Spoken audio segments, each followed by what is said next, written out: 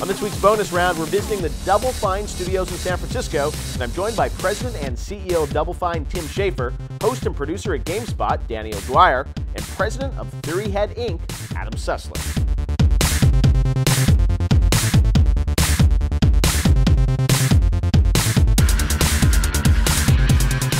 All right, we're back here on the bonus round here at GT up in San Francisco this week with Tim Schafer, Adam Sessler, and Danny O'Dwyer. Great to have you guys with us. This week we are going to talk about the people at home watching this, the community, and how they can... You're scared now. Already, I'm just... What are they going to say? They're okay. They're Tomatoes behind the camera. You know, talking about the community and sort of how they can impact certainly what we do every day and also what game developers do. And what is that sort of line between listening to feedback and sort of the artist's vision of what a game should be? Tim, let me start with you from the creator's standpoint. You guys have done some amazing things over the years at Double Fine in terms of involving the community, giving them early access, the Kickstarter. Was a way to raise money to build games, but it's also a way to, I think, involve the community in the game development. What's been your takeaway, or what's been your learnings from that? Has it been do you think it's been a good thing for sort of the peace of mind of the developers, or? Oh, peace of mind is not the phrase I would use, okay. but it's been amazing, and it started with, we had a community before, but I felt like as soon as we did that Kickstarter for Broken Age, it just drove everything to a whole new level. All of a sudden we realized, it made clear that what was always true, which is that we need them. We're dependent on them, and now we were financially dependent on them, but also the dialogue, the bandwidth of the dialogue between us just became really wide. Yeah. And all of a sudden we were talking to them every day on the forums, every day in the Kickstarter commentary. We're making this documentary for them, they're talking about the documentary, they're seeing where we're going with the game, and it changed a lot. But I knew deep down that the reason they didn't back our project, well, they backed our project because they wanted to see the game that we would make, not the game. They didn't want to just tell us what to make. So I still felt we were ultimately responsible for the quality of the game. So we still have to use our own judgment about making these decisions. But we do take, we put up a lot of concept art, and we ask them what they think. We ask some of them for ideas for locations, just for brainstorming with them, because a lot of people who play games have enjoy the idea of being creatively involved in making them too. So I think but as far as what the takeaway was, the big takeaway, it's not over yet. That's the thing. Our game is still, we're working on that Act 2, and I feel like we've gone through many stages, and I think the very beginning stage was a huge honeymoon where it was just like all this love was being put on us, and we were just like, this is amazing. We made our first announcement about how we were making the game twice as big as we thought we were going to make it, and we're going to fund the second half, and some of that, we learned a lot about communication around that time, because we were communicating one thing to our backers, and the public at large had a different understanding, and all of a sudden we realized there's a lot of the flip side of all that love and support is a lot of just unbridled anger. Energy is a word to put on it. And the internet is this, in general, is this thing that I feel like society at large has not come to a final understanding of how to live with it, because it connects you with all these amazing people you never would have been connected with before, and it connects you with all these like really challenging personality types that you've never maybe would have. And when all that is focused on you, you see like the stress it causes some developers and some people in the press. Avatars seem to be eggs often.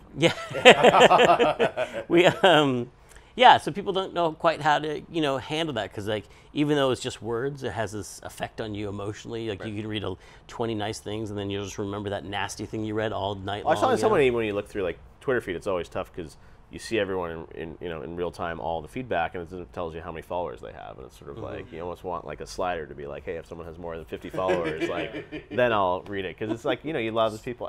The hate seems to come from people with fewer followers.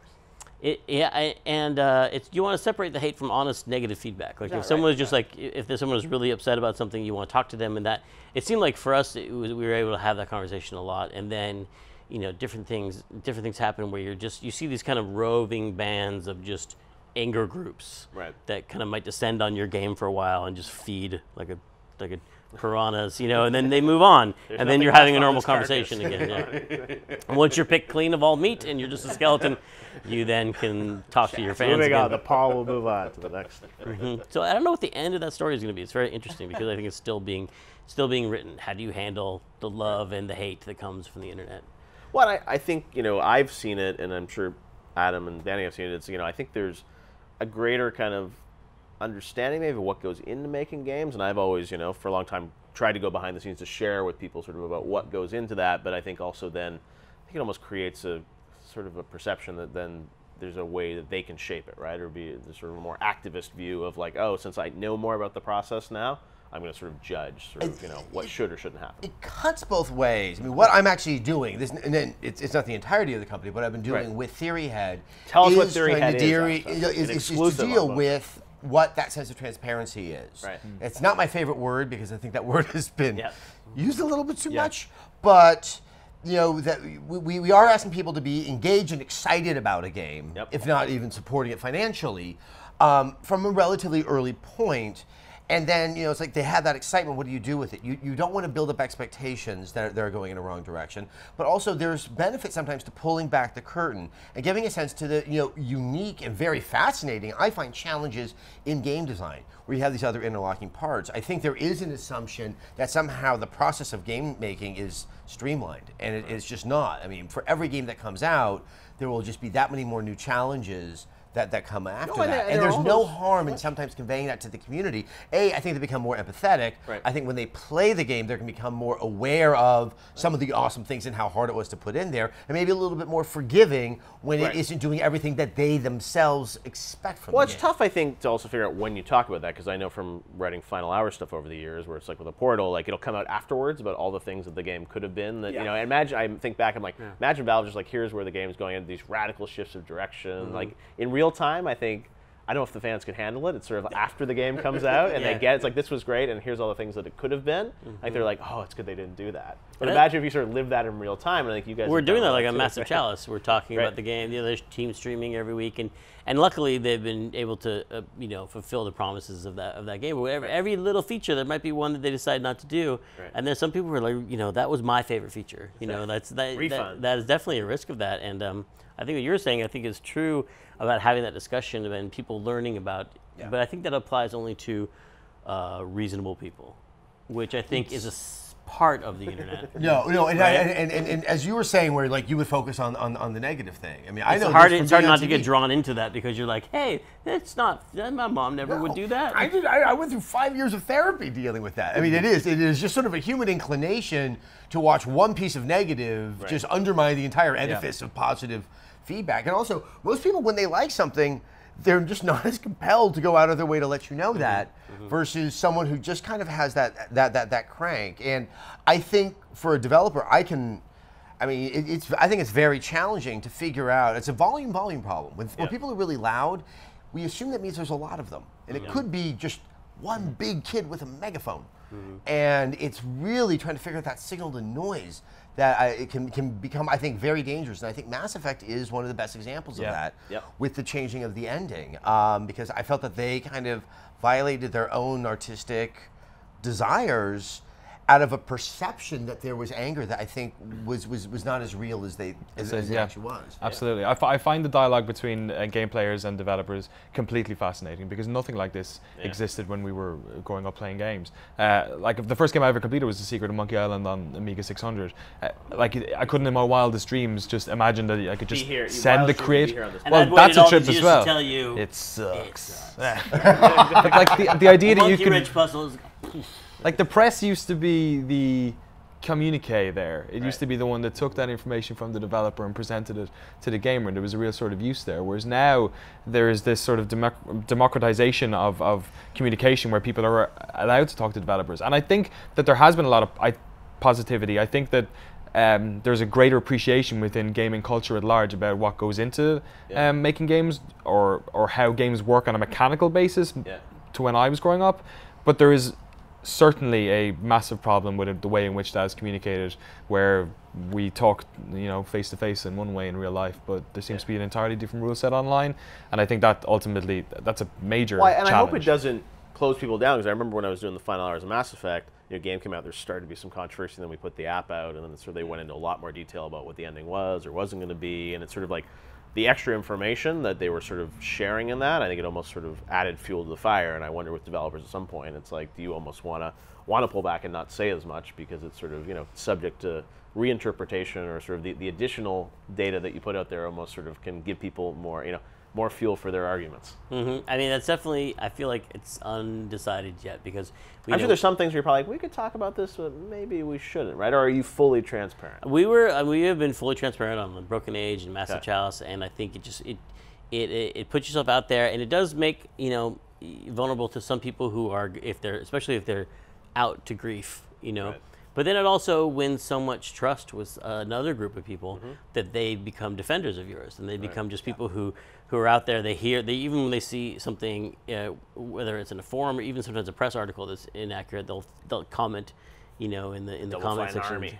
Yeah, sometimes when the announcement was like Broken Age split in half, and they're asking for more money, which was we were not going back to Kickstarter. We weren't asking for more money, and it was fixed in the comments. Like the comments for the first time were like easier to read than the article. There was like, "This is not true," and then they changed the headline on a couple times, and so in the end, I probably would never go back because that connection we have with the real, you know, passionate. Players it would be something you couldn't really give up. You can't really close that door. So I think you just have to find some way of finding out where all those other people live and going there. And you ever see that Kevin Smith movie? Never mind. That's obviously the solution, right? I mean, I have dreamt of that scene many times. It's the only reasonable answer I can think of is well, the one cool thing talking to them about it. Too is that, you know, with the way things are done now, you have the backer forums, and like at least you know people that sort of have actually paid money. And that's why I think it's sort of, you know, it's like those, I assume those comments and those people, you know, weigh a lot versus some people who may be commenting that had no intention of ever paying for the game. Right? I mean, you think, isn't there a section of people like that? Yeah, for sure. I mean, that's the backers are, you know, there's someone who are, they're just invested. Yeah. They're quite literally invested. So, so we definitely do. Yeah, listen to those people. And we listen to all people, even people who are just, maybe they're on the fence or considering. Right. And, you know, we just, I feel less and less inclined to listen to people who are rude. I feel like you know, you have access to me now through Twitter, and you have a moment to speak to me. You have this window where we can have a really great conversation for a long time, because some people I talk to all night, you know, or you can just swear at me, and then I will just block you, and we'll never talk again. You block a lot of people? I didn't. I used to never block people, but certain like recent events have just brought out some like real time wasting types of non-discussions. Like when you're trying to have a reasonable conversation with someone who's really just there for griefing purposes, and I'm just trying to, for the lulls, you know, grief you. You tell them I'm about to block you? I don't. I've been doing that. I love that. It's like I've said I'm going to engage you for a moment, but I'm going to block you at the end of this. But I'm very curious to find out a couple of things. And it's kind of like, you know, here's the syringe. It's got the potassium chloride in it. But we can have a moment here. All right, there we go. Because you never know. Like, is that a victory, or is that for them? Is that like a little trophy? They'll screen cap you blocking them. They'll be like, "I got him to block me." Like, there's no way to win with some people. It's a game for everyone. But I mean, it's also, you know, I assume at there's a point. I guess some of these people do want to make, or I mean, it's like, you know, when you talk to them before you get into sort of, hey, I'm going to block you. It's like, I think everyone tries to understand, like, what are they really trying to say? Like, how can I help them? I mean, that was before, like, I would say up to like 3 months ago. Like, there were crazy, there were all kinds of people, right? And some people were just mad, and often we found that just if you just respond to people, they often will they'll write the meanest email, and then you'll just say, "Oh, I'm sorry, that's a bug. We're going to fix that." They're like, "Oh, thank you for responding to my question." I've seen that too. It's like Dan and Sally. It's sort of like you almost to get your attention.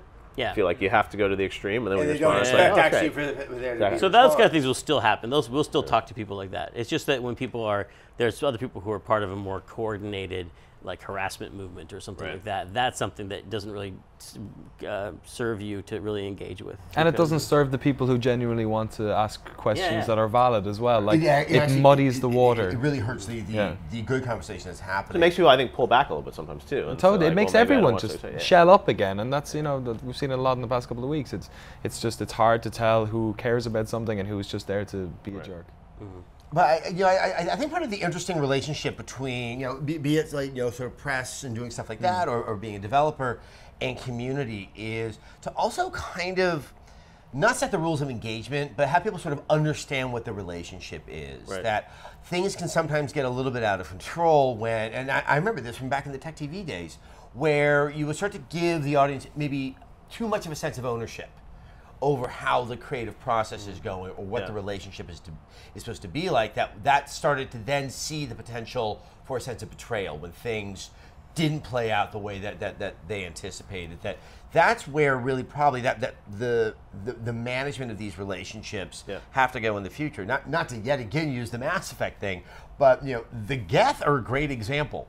They were there, they were really, really useful to all the humans, and then they got a little bit more aware of where they where they were in the power equation, and then it got really negative. And obviously that's an extreme example. Terrifying. But I think that, and Tim, this isn't you because you're a good person with a nice company, but there are other companies that really just saw the benefit of, hey, let's see if we can get their details, that way we can direct market them, but we'll just kind of allure them in with this big sense of community, and you're part of this identification with this product. And now it's biting a lot of people. Hey, we have an unsubscribe button on our newsletter. Like, I'll show you. It's hidden down the bottom. It doesn't work. Yeah, it doesn't work. It's got your face on it, though, Adam. I want you to do a blog that's called "Everything is Mass Effect." It's just every topic that you still talk about in terms of somehow relates back to Mass Effect. All right. Well, we will be back next week with more right here in the bonus round.